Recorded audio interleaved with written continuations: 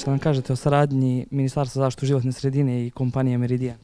Pre svega želela bih da se zahvalim kompaniji Meridian na društvenoj odgovornosti i na tome što želi da ulaže u zaštitu životne sredine. Sami su se dakle javili i poželjeli i oni i njihovi zaposleni da učestvuju u svim procesima koji nas čekaju.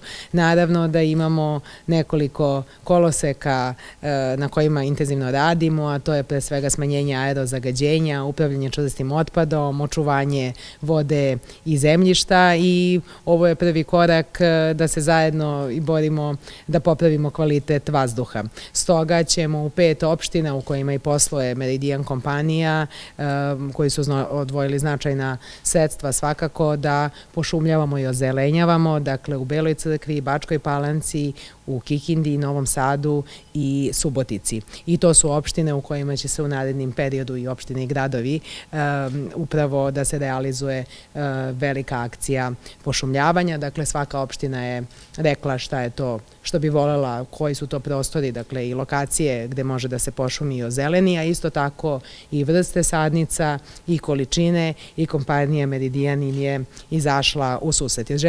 Želim da se zahvalim na izuzetnoj saradnji i nadam se da ćemo u narednom periodu još bolje sarađivati.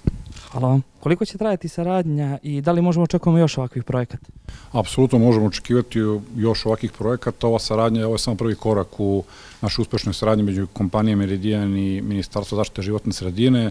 Mi ćemo sigurno naredne 3 godine uložiti značajna sredstva kako bismo poboljšali životnu sredinu i zdravlje ljudi u lokalnim samoupravama i lokalnim zajednicama. Ovo je za početak prvo 5 lokalnih samouprava, kao što je ministarka rekla, u kome ćemo raditi pošumljavanje, ali verujem da ćemo i u narednom periodu, ovo je samo prva faza, nastaviti dalje i maksimalno se potruditi da uložimo značajna sredstva kako bismo unapredili zaštitu životne sredine.